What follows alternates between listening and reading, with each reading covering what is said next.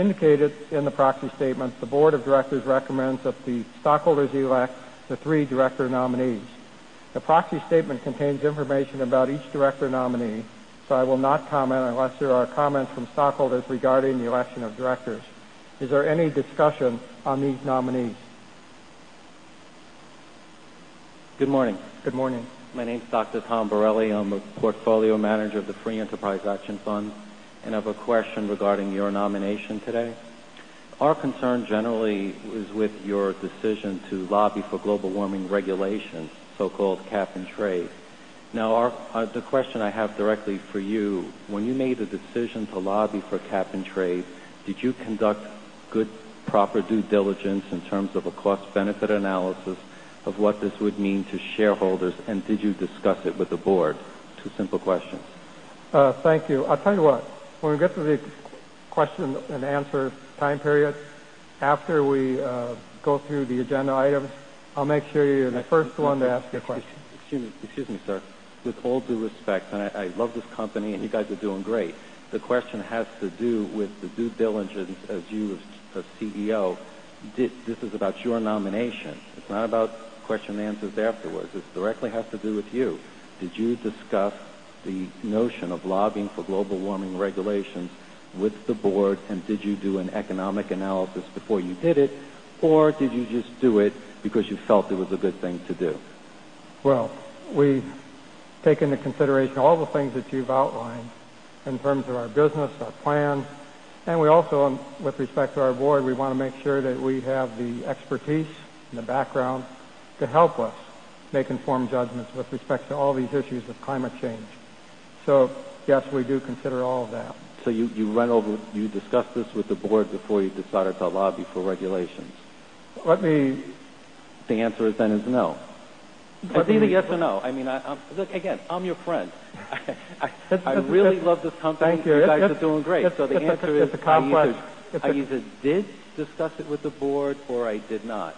We fully discussed all of these issues with our board, yes. So then if we went into the board minutes of one of your board meetings, we would see this in the board notes. Our minutes of our meetings generally discuss all the discussions that take place in our board of directors meetings. Thank you. Generally, but I'm talking again about specifics. Yeah, thank you. I think you've made your point, and I think it's time for us to move on. Well, are there other questions with respect to this agenda item on the nomination of directors? The agenda item is you. That's the agenda item. So again, but then you would be willing to show us the board notes that says you've discussed the economic consequences of global warming regulations for the company. Yes, we discussed the economic consequences of climate change, global warming, and all of our investments, all of our operations as a routine item in our public policy committee as well as the full board of directors. Great. Then you'd be willing to share those notes with us? We share, as we normally do, what our minutes in the appropriate way and how we communicate to the public externally with respect to what we do. Okay, thank you. We're looking forward to look at those notes. Thank you. Borelli again, Free Enterprise Action Fund. Again, I'd like to thank you on your superior earnings. My only regret is I didn't buy more shares of ConocoPhillips a couple of years ago. With respect back to cap and trade, I mean, in theory, the waters under the bridge already joined U.S. cap. Clearly, high energy prices are going to lead to your biggest personal risk, and that's high energy prices at the pump. Every day someone fills up their pump in their car, that they're going to be thinking of you and your colleagues. So that's a very, very significant risk. Again, cap and trade only leads to higher energy prices. That's under the bridge. But what is current is the Warner-Lieberman Climate Security Act that's currently in the Senate, and it moved out of the Environment Committee. Can you tell us what the cost impact of Warner-Lieberman's cap and trade is on ConocoPhillips, and especially your refineries? You had that nice little colored map with all the little stars, which I think is great, having refineries here in the United States. That's jobs, that's economy, that's energy towards energy independence that we wish we had.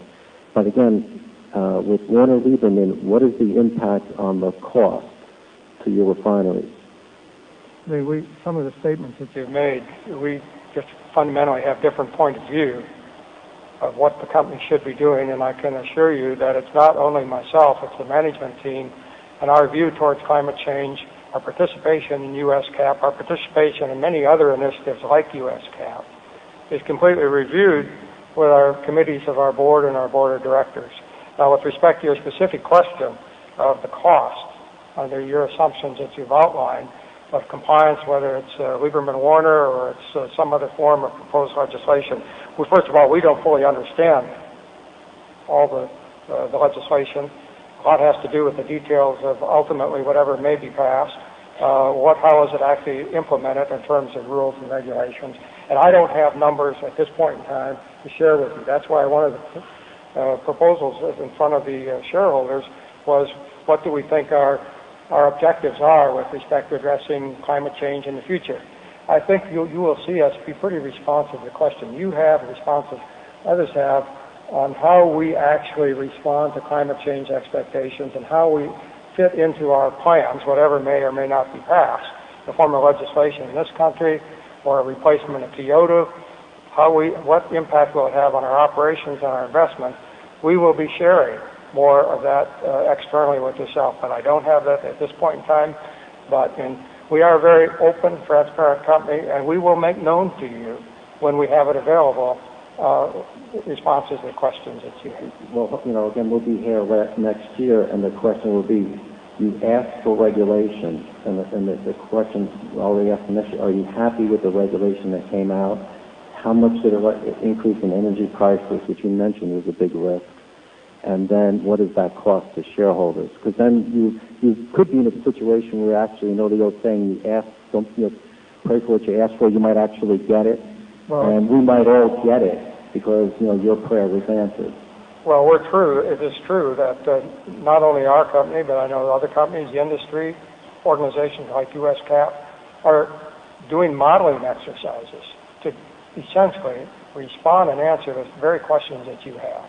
And that all has to be done before we actually formulate, pass what ultimately may or may not be climate change legislation in our country.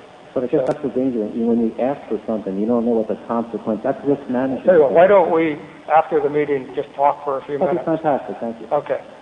Last question we have.